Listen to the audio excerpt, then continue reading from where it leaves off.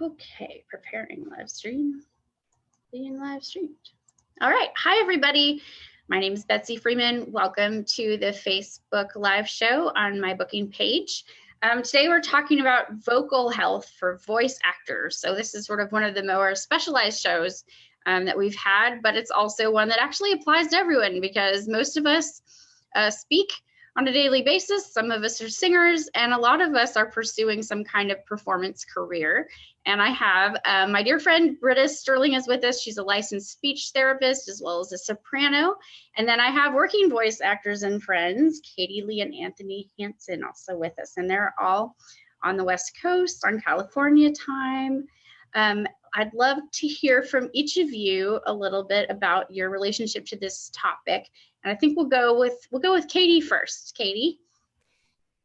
I didn't know anything about vocal health until like 10 years ago. It never really came up, oddly enough. And I've been doing this for 40 years. So I started seeing, now with social media, everybody's sharing their stuff. And I didn't know I wasn't supposed to eat chocolate or lemon or cheese or milk or coffee or things with half and half or, like I've been living my life pretty free and easy up until this point. So I'm going to be the one who doesn't have very much information, but I'll tell you how you survive without doing all the things that everybody does. That's excellent. Okay. Anthony. Well, my interest in it is longevity. I do a decent amount of video games, which means I'm screaming at the top of my lungs for 2 to 4 hours in a session. So vocal health is preeminent on the list of things that I need to take care of just because it's my moneymaker. No, it's important. Yeah. All right. And Britta, thank you so much for being here. Should I give a little background or? Please, yes. Okay. So I am a speech therapist. I'm also a vocalogist, which is a specialized, some of us are speech therapists, some of us are voice teachers, but it's kind of a field where we are focused on helping people habilitate their voice, meaning to use your voice to whatever, to the best of your abilities so that it can serve the needs that you have. As voice actors, you guys have very specialized needs.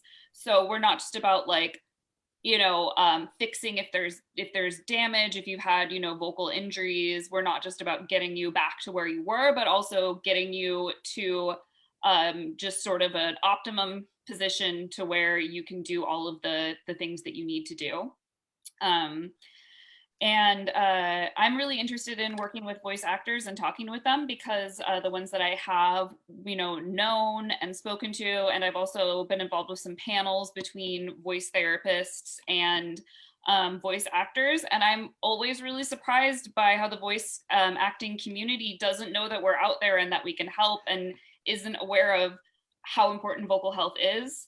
So I'm always very interested in trying to raise awareness. Actually, I don't want to come off as flip. I'm really excited to be here and hear what you have to say because I notice as I get older, there are a lot more issues. And I think, gee, I wish I would have taken care better. My husband, who's a singer, has stuff he does every day. And I just look at him and I'm learning, I do certain things that I've learned from him because he takes care, but it just, I forget to wash my face or brush my hair. So there's a lot of things that I hope to take away from today's talk. And I appreciate you. Yeah, I'll be calling you one of these days, probably. I'm always available. But yeah, that's something that it's just not talked about in voice acting communities as much as in, say the singer communities where we're, hyper aware of everything with our voice and we're just so obsessed. But for you guys, it's just not as talked about, but it's just as important. So really glad that we're talking about this today. That's right. Thank you so much. And yeah, it's an excellent point. We all have a very different background in how we were taught to take care of our voices or not, or how to speak or not, or whether we should speak or not, or when to speak. There's a lot of etiquette around this as well. We won't get into a lot of etiquette today. We're just talking about your physical vocal cords and everything that goes into, your breath, hydration, all of that kind of stuff.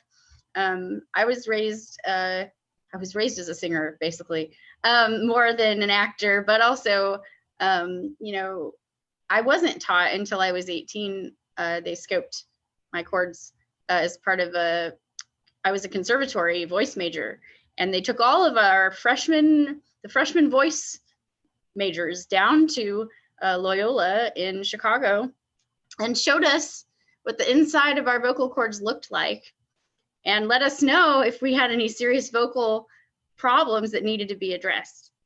And so that's when I got the sheet saying, do not eat chocolate at night. You need to cut back on caffeine. You might need to take an antacid. You should take acidophilus. Don't eat after 9 p.m.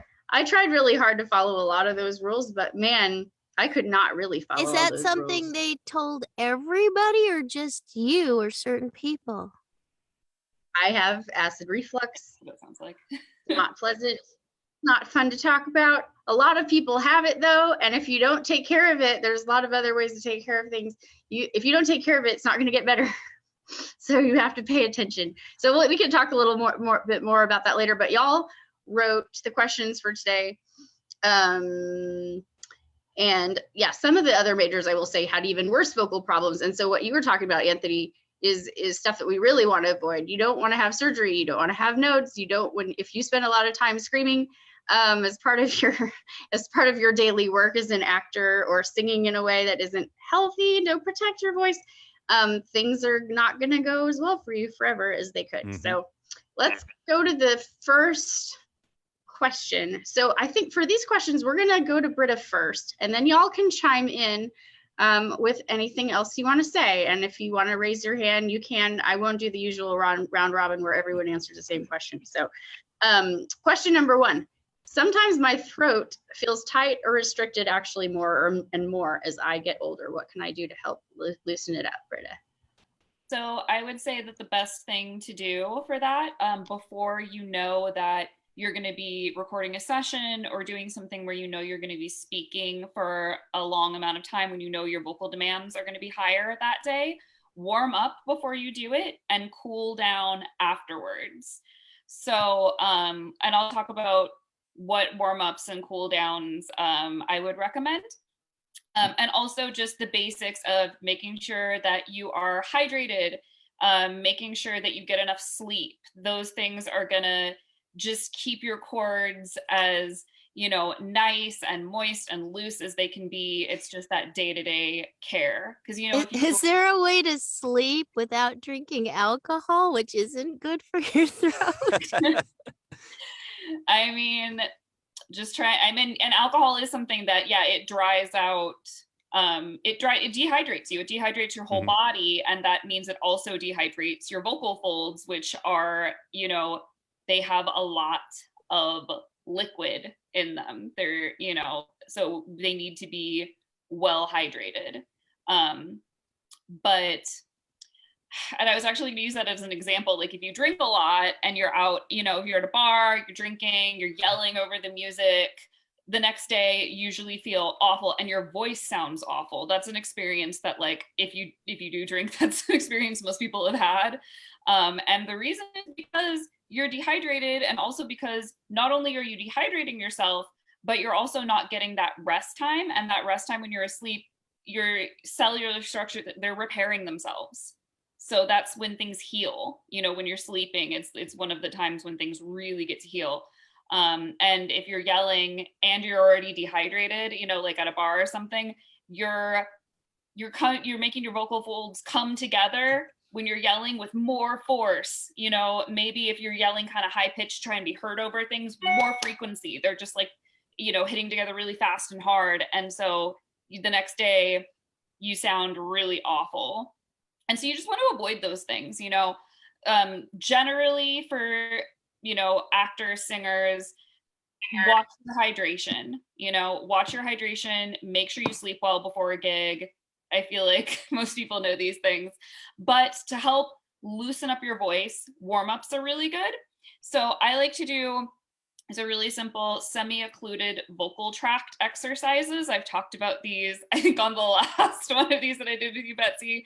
They're like the big thing right now in the voice world. So what that means, semi-occluded vocal tract. So your vocal tract is like your throat down to your vocal cords, right? And your mouth. Semi-occluded means that it's kind of closed at the end. And what that usually means is your lips are either closed, they're closing your vocal tract, or they're in an ooh, usually, like an O or an ooh. So, and what that does, that kind of closure at the end of your vocal tract, i.e. your mouth, what that does is regulate the air pressure above and below your vocal folds, which makes for optimal function so that they're coming together very gently in a really nice way. So basically, it's a way where you will not hurt yourself. It's a way of warming up and keeping everything nice and safe and healthy. So you don't need to know the exact science, and I didn't really go into it too much, but just know that it's a very safe way to warm up. So one thing that you can do, and I brought this because I figured I was going to end up talking about this. The easiest way to do this is straw phonation. So, and a lot of people love to do the bubbles. So you get a cup of water and you get a straw.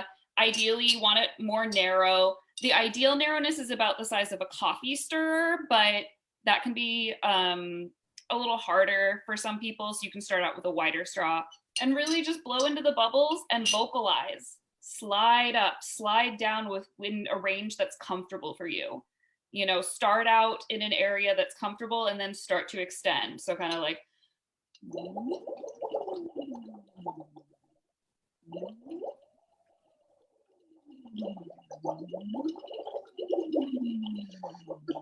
You can do that for a couple minutes.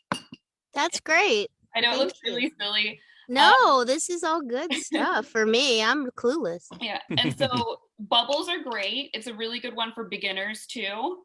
Because the one thing you want to make sure that you don't do, you don't want to make sure that there's not any tension in the base of your tongue while you're doing this. So you don't want to like hold onto the straw with your tongue. It's very gentle, just and sliding up and down. You can do vocal warm-ups if you do vocal warm-ups like a singer does, you know, maybe like a 5-finger pattern, kind of like a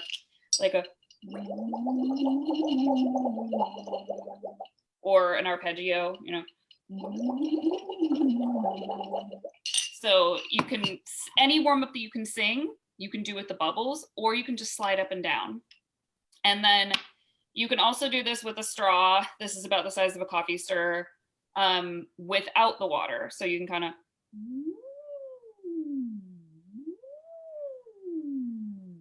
And remember, start in a comfortable range, then start to go to your extreme highs and your extreme lows. Okay? Yeah, I see people doing that on the internet. Do you do that, Anthony, for your screaming? Not now. I mean, I am going to. An excuse to blow bubbles in water? Yeah, it's fun. I think you should market straws, Britta. Sell them on your website. These are actually, this is a singing straw that I have right here. It was started by some people that were in the vocology program that I trained in. So I got it from them at a discount a couple of years ago. But great singing straws are awesome. They're like the perfect size. It comes in a singing pack straws. of 3 with a little cleaner. They're great for warm-ups. Are they all the same size or different? These ones are all the same size. These are about the size of coffee stirrers. That's where you want to get, but you can start out with a wider diameter of straw because that's a little easier usually. Like the one I had for the bubbles is a little bigger. It's like the size of a straw you'd get at like Starbucks or something. But one way to make the pressure a little lower, because you have to use more direct air pressure, it could be a little harder with the thinner straw. But one way to make it easier is to combine the straws. So you do all 3. And then it's much easier. So you can start with multiple coffee stirrers, and then kind of work your way down. Are those better than coffee stirrers? I mean, not in terms of you know, whether they work better.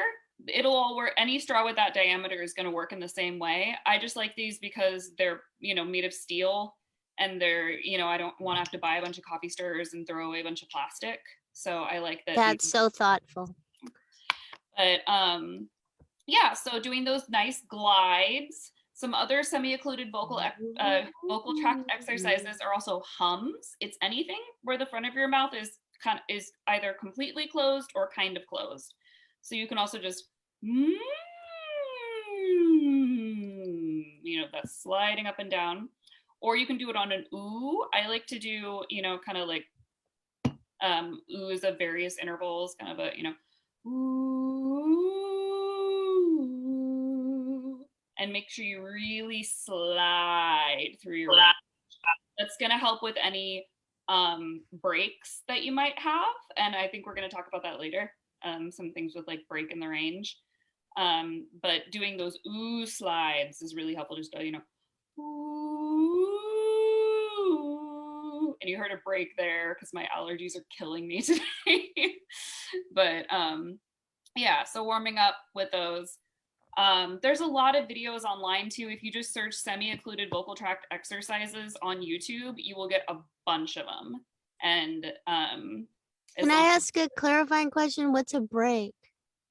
It's sort of like in your vocal range, somewhere in between your high point and your high points of your voice and the low points of your voice, where you might feel a little bit of a crack or a little bit of it's not this perfectly smooth glide from low to high. There's a little bit of a like, in there, a little bit of a break or crack. That's a break.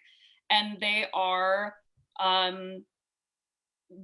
in everyone's voice to a certain extent. Singers train for a long time to be able to eliminate them or have them, so that you don't hear it in your voice, but everybody has natural breaks at certain points in your voice. It's your voice, it's the muscles that you use in your vocal folds. You're shifting from one set of muscles to make sound, to vocalize, to another set of muscles. Okay, so it's like changing gears in a car. Exactly. That's such a good metaphor for it. Yeah. Nice. Fascinating. There's so much more to the voice than we even know, because most of us, it's not something like we're really taught in school. Nobody really teaches you. If you're not taking specialized lessons, people don't really teach you what's in there and what's going on inside your inside your vocal. If you're not a huge nerd like me, you're not going to go out and seek those things out. And like I've done years of study, taking specialized courses and finding all these things out. I've always been sort of a science nerd, especially biology and anatomy. So I have found it particularly fascinating, but not everybody needs to. You just need to know the basics. You just need someone to tell you that these things exist and kind of what you need to know to do your job, so. That's right. Yeah. Addie, our voice coach, our mutual voice coach, she's always got straws on her piano for all her students. So they're disposable. So you just grab one. But I also like having a steel straw to carry around just for drinking, and I'm not good at it right now, but I was doing that for a while, and I'm not as good like you, Katie. I'm not patient with the warm-ups and cool downs, but if I were, I'd be a better singer. So I was just trying that with my mic off, and I have no easy flow glide. It's beautiful listening to you do that, Britta. Oh, that's very nice to hear. Thank you. She's very patient. I appreciate that. Sorry. All right. So I guess that, that's kind of the basics on the vocal warm-ups. So yeah. All right. Next question. Also from Katie. Other older actors like myself have noticed like a glottal catch in our reeds, and we have to sort of cough it away at the back of our throats and edit it out of our reeds. What the heck is that? I'm thinking it might be what you were saying about your allergies, that post-nasal drippy thing that seems to be perpetual these days. That can definitely affect your voice. Yeah. And if you have post-nasal drip, you're getting a little bit of swelling in the area around your vocal cords, and that can certainly enhance where your breaks would be. And that's probably what you're hearing and feeling, is that break being kind of, a little more evident that day, just because of the vocal issues that you might be having that day. Could be from post-nasal drip. Could be. It's when I'm recording. I don't know if you get this, Anthony. I don't think I had it when I was younger, but we weren't recording ourselves in the studio like we do now. Mm-hmm. So I didn't have anything to refer it to like 30 years ago, but like it's like that when you're talking and you can see it on the sound wave, that little bump, like there's a thing there you got to cut out. Is that what you're talking? Is that the same thing? I think that It's a it stems from that. Yeah. And I would say the best thing to do for that, those kinds of warm-ups again, and practicing especially the pitch glides, slow pitch glides from bottom to top and top to bottom, so that you can hopefully kind of eliminate that catch or that break a little bit. You'll learn to navigate it a little bit more as you do those warm-ups. And also just doing things, if you think that it is related to postnasal drip, which it very well could be, a lot of those, if you're having health concerns and it's affecting your voice in some way, causing swelling, causing whatever, those breaks are just going to be more obvious when you're not feeling up to snuff vocally. So doing those exercises to help, learn how to navigate around the break, but also taking care of whatever your health issue may be. I have allergies and I have reflux. So super fun.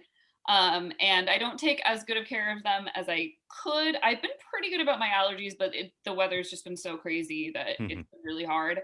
But just doing whatever works for you with your allergy issues, whether, experimenting with different over-the-counter medications, nasal sprays. I use a nasal spray with xylitol. It's like a sugary kind of thing. It's like a fake sugar or something. I should know what xylitol is, but I don't. Yeah, it's in gum. I've seen it. Yeah, to sweeten. It is like it's like a sugar replacement, but it's just kind of easier on all of the really soft tissues that are in your sinuses. So I use that as a nasal spray. I do the neti pot every night, which some people find extremely unpleasant, but I think that's actually the best thing for my allergies. We use a saline. That's what I learned from my husband, to rinse your sinus. He uses saline, just sniff it and clean it out. That can be helpful too. It's just experimenting with all of those, allergy remedies and seeing what works for you, and then kind of sticking to that, like making a routine and kind of sticking to it. And same thing, if you have reflux, you have to figure out like what changes in my diet actually make a difference. What are the foods I really need to avoid if I know I have to record, or what are the foods I can get away with, and also things like staying hydrated, which is just helps in absolutely everything. And other little GERD things, like not, like Betsy was saying, not eating after 9 p.m., sleeping with the elevation under the top of your bed. So it's just finding those things that work for you, and then also do those warm-ups to help with that slow glide through your range. And I think that will help with the catch.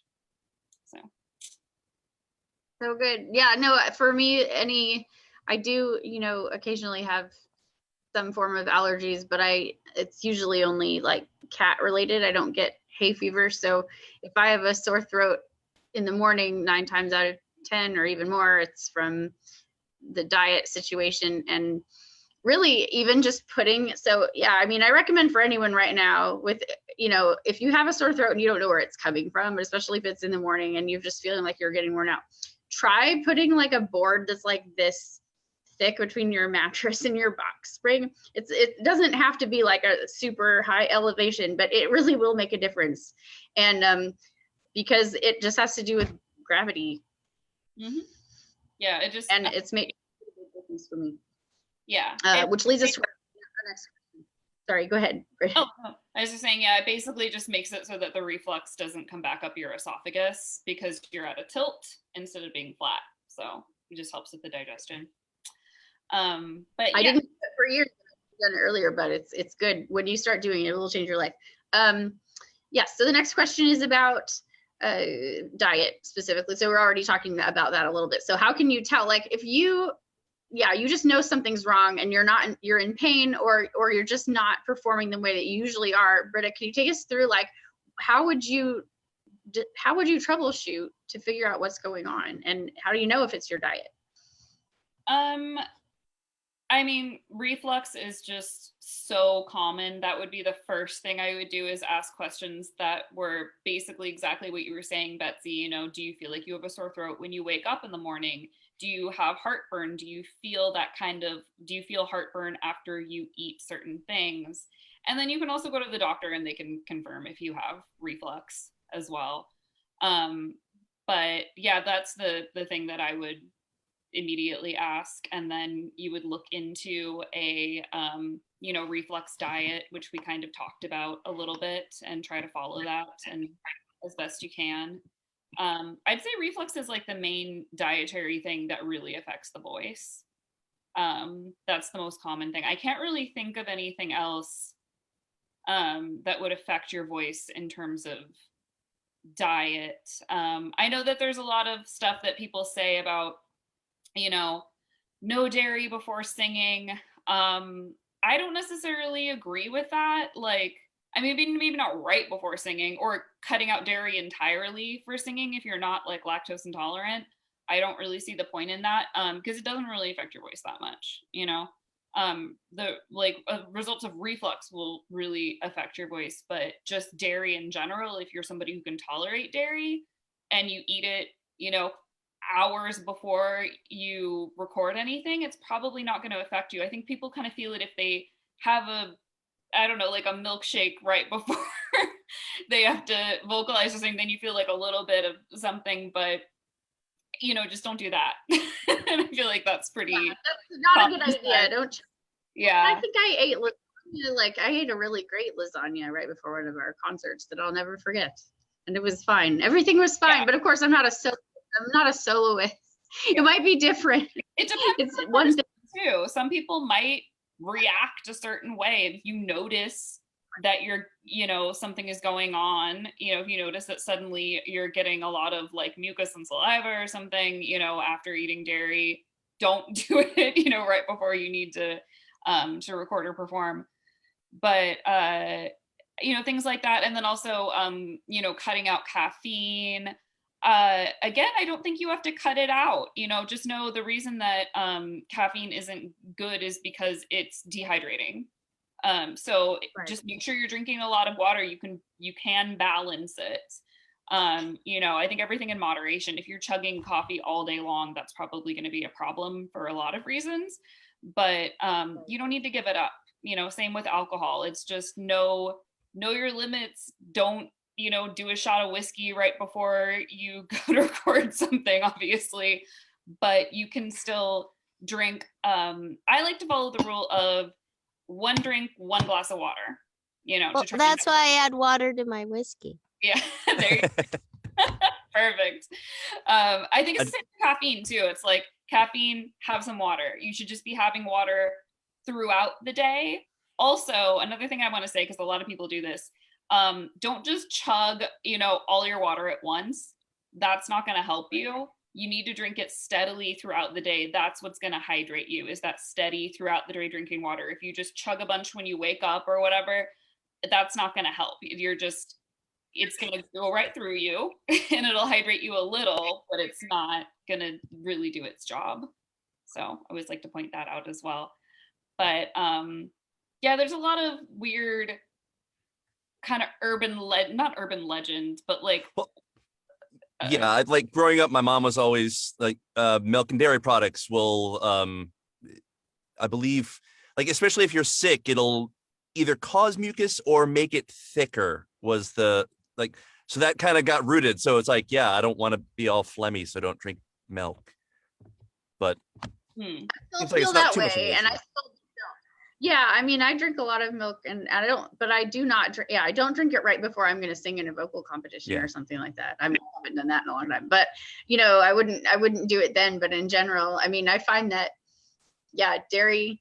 There's certain things that I've found lately that, especially eating after dark, aren't good. So I'm trying to avoid eating chocolate. For me, it seems to be chocolate, beer, and like nightshade plants. Like they say, tomato sauce is really not good. Well, that's So we haven't talked. I'm thinking how funny it would be for a cartoon plot if they're having a singing competition and somebody sneaks milk into the other singer's thermos instead of water. And so they win.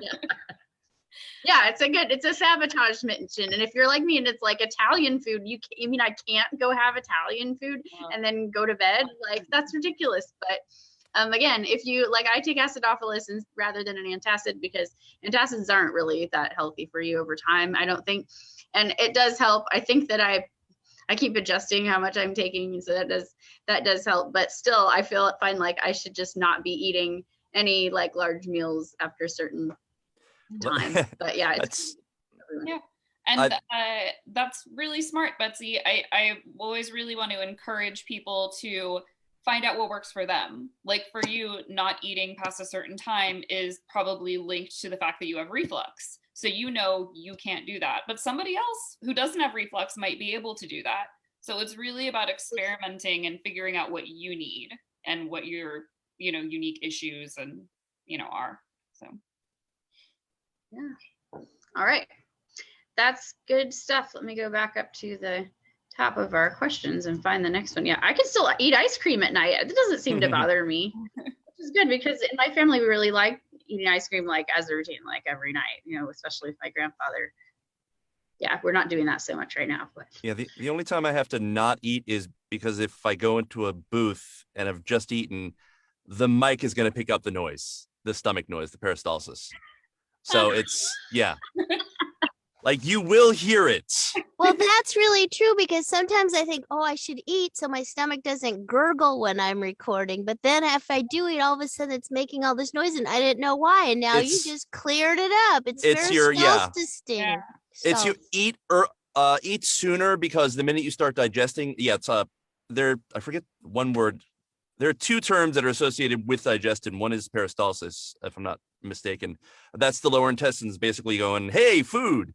And that is what, after you eat, is going to get picked up on our very sensitive mics. Yeah. The peristalsis is so your intestines are like tubes, right? So it's the actual like muscular movement within your intestines of pushing the food down. And with gas and other things in there, it does make noise sometimes. You should sample it, and then if anyone ever needs stomach growling noises, got some good ones. Oh, I'm sure like the number of sessions was like, hold on. It's like, I need to grab a pillow to put around my stomach because nice. Katie knows. It's true. It's exactly. You stand there going, I hope they don't hear this. I hope they don't hear it. And they do. That's hilarious. I love it. Okay, next question. What are the vocal behaviors that are most likely to damage your vocal apparatus the most, and how can we avoid them, Britta? Okay, well, I think the vocal behaviors that I have noticed, sorry, I'm like readjusting on my rolly chair, that have hurt people the most are going into extremely loud environments and trying to scream over it. That can cause phonotrauma to your voice. Those are, I see a lot of people that have had vocal injuries because of working in bars, for example, or working as a waitress in or waiter in a loud restaurant, or cheerleading. It's another one. I've seen a few younger clients that are on their high school cheerleading team, and so just basically it's like yelling or trying to be heard over something very loud, over loud crowds. And also trying to sing or talk when you're sick, when you need to rest. That's the other time that I've seen injuries really happen. So if you need to rest. Like, don't try to push through something when you're really not feeling well. So those are the two main things. When have you guys had situations where you felt like you could feel a little bit of, damage? Have you guys had situations? Every time, I mean, there are just games, like if we're doing background chatter for, or huge creatures or people dying in crazy ways in video games, to get there, you have to, I mean, you try to support your vocal cords with air, but there's only so much that's going to sell it. And eventually you're just screaming at the top of your lungs. And that is, I think, by nature of the job. I mean, we take as many precautions as we can, and we limit how long those sessions are. But yeah, it's the gut curdling, I'm on fire, falling down a cliff scream that we have to do. Yeah, and you can't really fake that.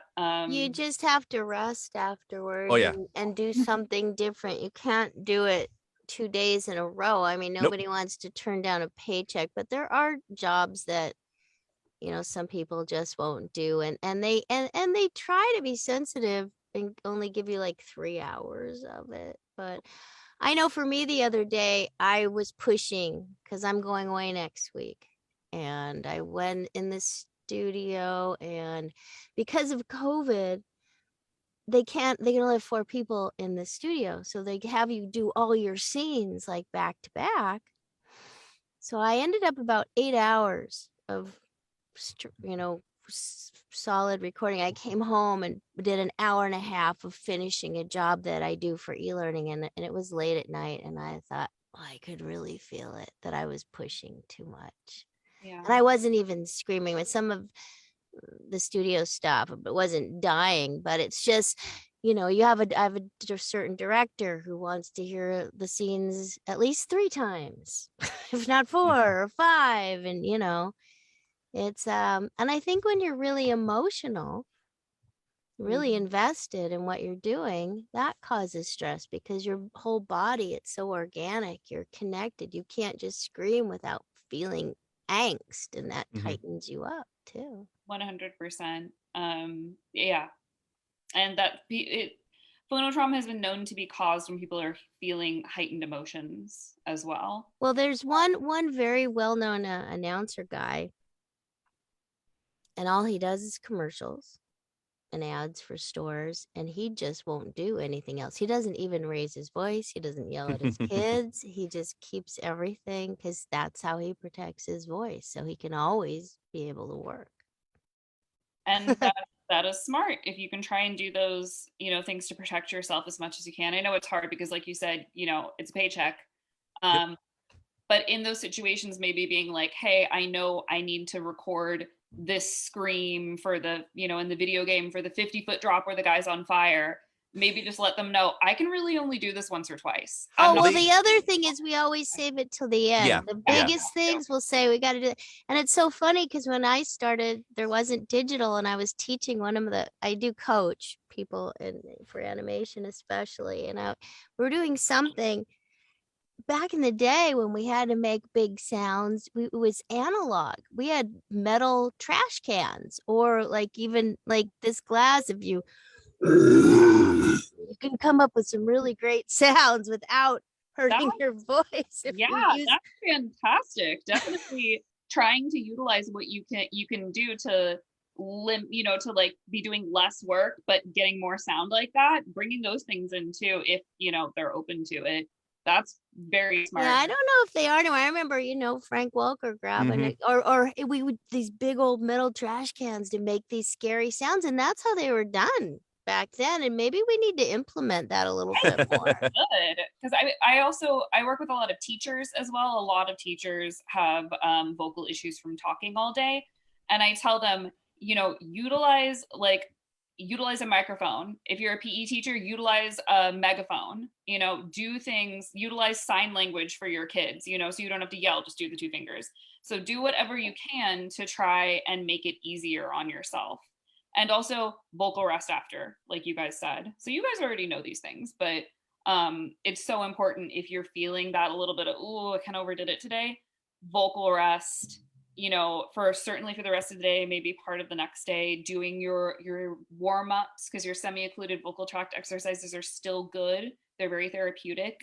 And I would say to people too, don't be afraid. This is psychological. Don't be afraid to tell your director or your producer that this is stressing you, or I can only do so much, you know, I want to do a good job. And if you're the person they want to work with, they'll accommodate you, because nobody wants to hurt somebody else, but you have to communicate about it, I think.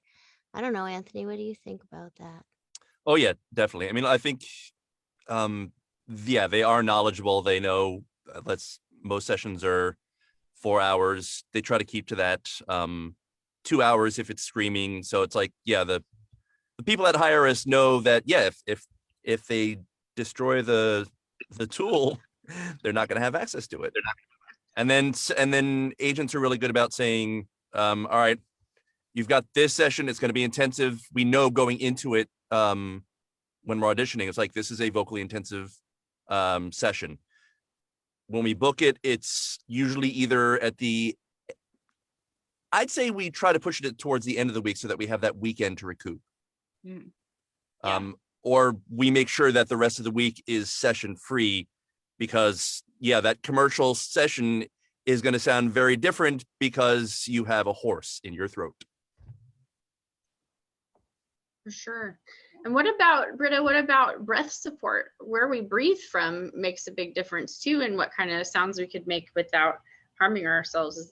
Can you talk about that a little bit? Yes, that is certainly true. You do want to, you know, I don't know how do you guys think about breath support, like from your perspective? Because I came from a class. I'm all for it. Yeah. But like, how would you guys, how do you utilize your breath? Like, can you, because I just came from a classical background, and you get used to, you've got to learn how to support your, I try to teach people, put your hands on your waist. When you breathe, you should be pushing your hands out. Your shoulders shouldn't go up. As soon as you catch yourself doing this, you're not doing yourself any favors. And you're not going to have the full range of your voice. You're not going to be able to sustain it. You need to know how to do that. I think that's really important. I mean, when you do little baby voices, of course, which I don't know how often Anthony does that, but little kids have smaller lungs. Yeah. So everything up here is gonna be like, this is different. You're not gonna breathe so good. So you gotta, but other things you want to support your voice. So, and it's probably sound better anyway, depending on what you're doing. Yeah. So for me, babies are the same placement as zombies and various creatures. It's that tight kind of, you want the, so it's, yeah, you're cutting off the breath support to facilitate the effect you need to get. But I really recommend people playing when you're not at work to find out, how can I make that sound without hurting myself? There are ways, kind of workarounds. If you're supporting yourself, if you add more support, it's not going to hurt your vocal cords as much as if you don't do it. So you need to feel your body, and you can feel those things and record. I mean, listen how it sounds played back. If it only makes a teeny little difference and you're not going to hurt yourself, don't go to that other place. I do a weird thing that I don't recommend, but it somehow works for me, is if I need to get, I'll actually support my throat so that I can close it off and not have to squeeze. Like, I don't have to exhaust the muscle, but I've just kind of developed my own way. So I'll be in sessions and it looks like I'm choking myself, but what I'm doing is using my hand to support it so I can get this out without actually doing this. It's like a girdle for your throat. Yeah. But it's, again, it's something I've taught myself how to do. I know how much pressure and where to kind of do it to get the desired effects. Sounds I don't know if it, Is that a bad thing, Britta? Is he gonna hurt himself? Not necessarily. Be gentle, be very gentle. Well, that's what I'm saying is, it's. But do you feel like you're vibrating a little bit in the sides of your throat when you do that? Like, if I push down here, it's really just, it's. Oh no, you're kind of like you're like raising your larynx a little bit. Yeah, and then if I need to cut it off, I have I'll do it at various points along the larynx to get the desired effects. Versus, again, it's just, instead of forcing the muscles, because the muscles will get tired after a fashion. I've just never seen that, but I would have to talk with you for a while and like experiment to figure out exactly. Yeah, I don't know how. I'm just, at some point, I'm just like, wait a minute, I can do this instead of doing that, and this will last a lot long. This muscle will last a lot longer than these muscles will. Interesting.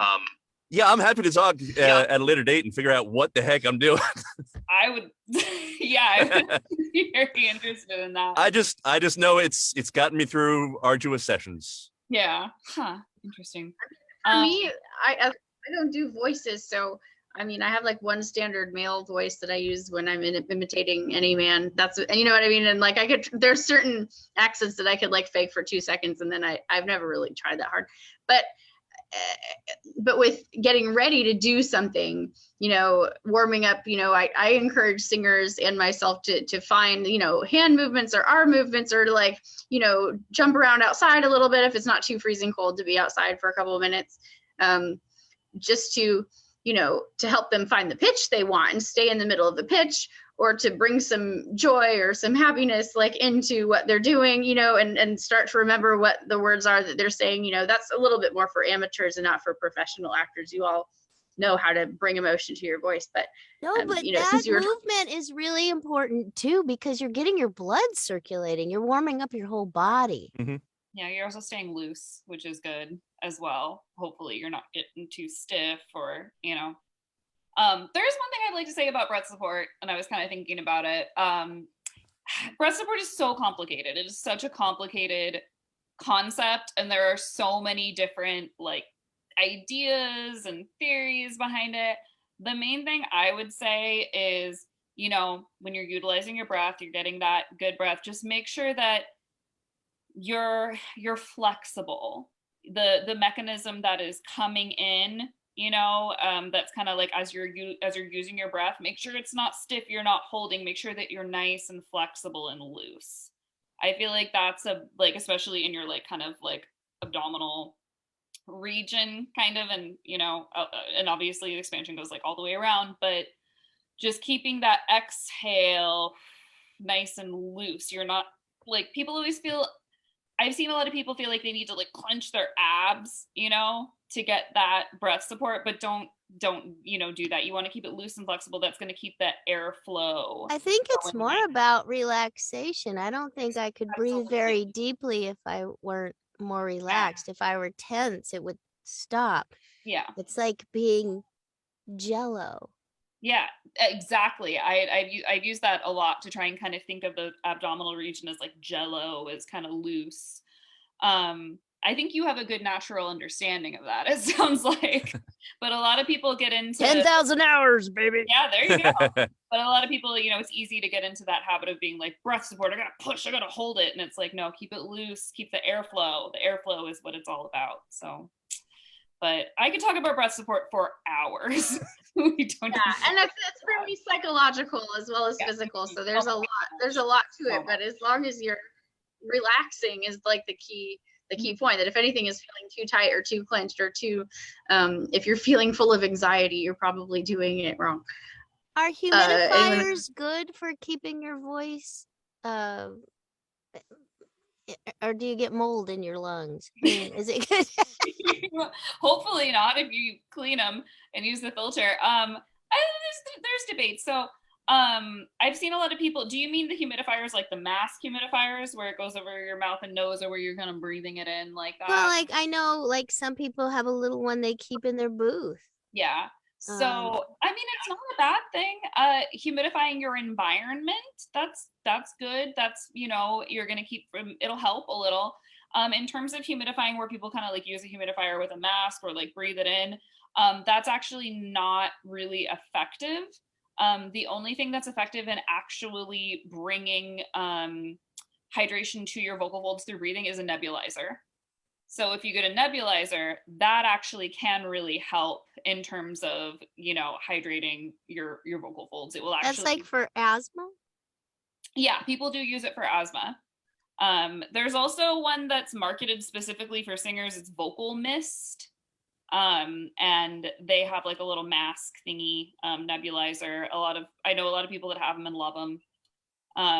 So I would say a nebulizer rather than a humidifier. But if you just want your environment to not be dry, especially if you live in a dry area like Southern California, yeah, humidifiers are great. So awesome. Well, that leads us to our next question about vocally stressful sessions and what you drink. Anthony, I'm going to let you tell us what you usually drink. Well, yeah, usually I could say the words. When I go into sessions, especially for video games, I will bring in a thermos of throat coat tea with just a bunch of honey in it. If I'm feeling a little under the weather, I'll do the lemon version of throat coat tea.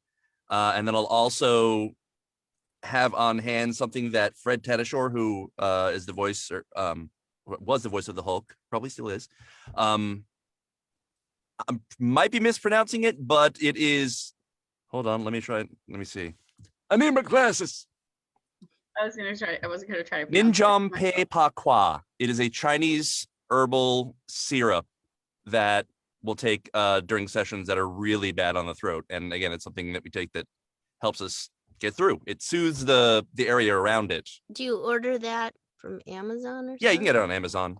Do you know what the ingredients are in it? Like the active ingredients in that? Magic? I'll look it up. I'm gonna I'll look Google it up. it. Because tea, I mean, it's just about being, from my perspective, it's just about being hydrated. Throat coat is great. People love it. They swear by it. The heat and the steam from the tea can feel really nice too. And you also breathe it in through your nasal passages, and that can be really comforting. So throat tea, fantastic.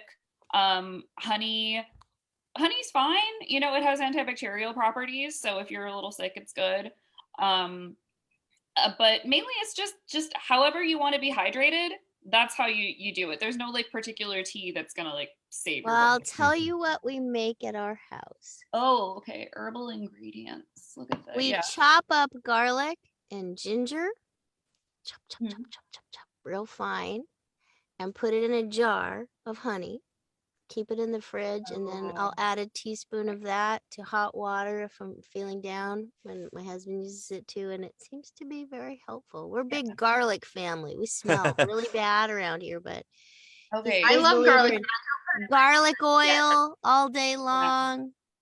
I mean, also that has antibacterial properties. I think, you know, whatever works for you, whatever you feel good after doing that, that's going to be great. Just be aware of some ingredients that can be a little, you know, you don't want anything that has any kind of like alcohol in it that can be drying. I am noticing that this has menthol in it. The Pei Pa Kwa. So menthol can numb you, and then you can you feel good, but be careful because you can push past what you should be doing because you're not feeling it. So because menthol is a numbing ingredient, you just got to be careful. But all the other stuff in this looks fine. You know, it's just it's a lot of ingredients. Yeah, It's a lot of herbs. As far as I know, I don't know. I mean, I don't know what coltsfoot flower is for, but the ones that I do recognize, I think are fine. You know, I think, but menthol, just be a little careful. Just be aware. You know, I learned a thing. So it sounds like the nebulizer, I mean, really get moisture directly to the vocal cords when you can, in addition to drinking water. Yes. I mean, drinking water consistently throughout the day is still the best way. I think it's just those old-fashioned simple things are usually the best thing to do. But the nebulizer is great too. And I haven't used one personally. I need to. I keep meaning to order one and just haven't. But I have a lot of friends in the vocology world that are singers, voice teachers that swear by them. So yeah. I've never tried a nebulizer. Is it that it looks like that stuff you can drink it or you can take pills or something? What is you take the syrup? The Chinese. Yeah, the Chinese. I just do a tablespoon but like syrup. Like Britta was saying, it get that hit of menthol where it's just like and then not so great. They make a candy. It looks like as well. You could get the lozenge or we used to have Amway used to make an echinacea throat spray. They don't anymore, but it was really good. I don't know why they stopped. I don't know if it killed people or what, but it was really effective. I don't think echinacea can kill you unless you had to really overdose on it. They have that I don't know that much. other throat spray that Entertainer's Secret? Yeah. I don't know enough about that. I can't remember what's in that. I'd have to look at it. But a lot of those things have menthol, or like kind of somehow will have some kind of like alcohol content to it. So just, you know, be careful, read your ingredients, know how your body interacts with things as well, because it's different for everyone, you know, although menthol generally that it numbs everybody. And I have known some people that have pushed past where they should because they're just not feeling, you know, what they're doing at that point. Yeah. Yeah, that's not good. I just like the, you know, hot water. Even, you know, sometimes I don't really need anything in it. It doesn't have to have any tea, you know, it's just the steam, breathing in the steam. It keeps me calm and it makes me feel, you know, like I'm doing, it's sort of, it could be placebo effect partly, but you know, you're getting actual moisture in your lungs. But I like the all natural cough drops. I don't try to sing while I have a cough drop in my mouth. I think that I'm not coordinated enough for that, but some people do. Okay, next question. There are a decent amount of vocal warm-ups I could do. What are some cool downs beyond simply not speaking? The Do cool you have downs, some new ones? the cool downs are going to be the same thing as your warm-ups. Huh. So it's the same, do some more semi-occluded vocal Psych. practice exercises. I know, it's like so much of this stuff is just you know, the simplest things work the best. So it's just more of the same, more of do your straw bubbles to warm down. You know, when you do your cool down, you're not going to go into the extremes of your range as much. That's pretty much the only big difference. Like you're not, when you're warming up, you might try and go higher and go lower once you're feeling warmed up and comfortable. But with your cool down, you know, you're just gonna kind of stay in that comfortable spot and do those SOVTs for a few minutes, you know, 5 to 10 minutes, and then you're done. So. It's good to develop a habit and a ritual like that, because I bet it helps you kind of emotionally come down and put your sort of day to rest at the end of the day before you have to go on to your next adventure. But yeah, I do recommend cool downs to everyone as well as warm ups. They are equally important to do. I think I will start implementing that. Mm-hmm. I mean, yeah, you go to the gym, you warm up before and after. It's the same thing. Oh, you go to the gym? I go by the gym and wave to it. It is like stretching though. I mean, that's basically what it is you're stretching the muscles and everything that you're using, you know, when you speak. So you're stretching before and you're stretching after so that you don't get sore the next day. Mm-hmm. Just like the gym. Okay, you sold me. I'm gonna try cooling down. I'm gonna have a major singing project. So speaking of major projects, why don't we have a couple of minutes, why don't you each talk about, Katie was talking about her show, and I want you all to post your links to your projects, anything that you'd like us to see or hear, or how you can hire Britta. Post them? Just right here on the link to the show. After it's on Facebook Live, so right underneath the show, so that while they're watching it, they can look right underneath. So, and also it's, you know, it's here in the chat. You can copy it down, but they're just as a comment on the video itself. I'll tell you later, Katie. I'll tell you later. So what are we supposed to put? What are we supposed to do? I guess like don't worry about it. I'll look it for you.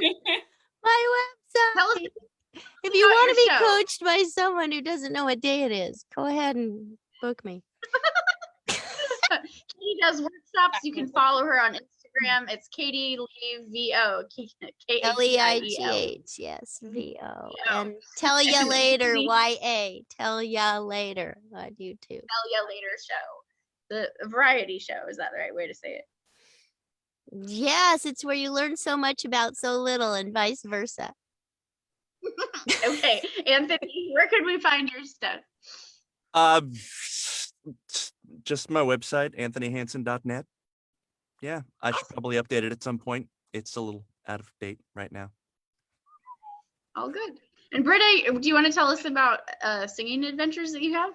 Oh, not for this show. That's my alter ego.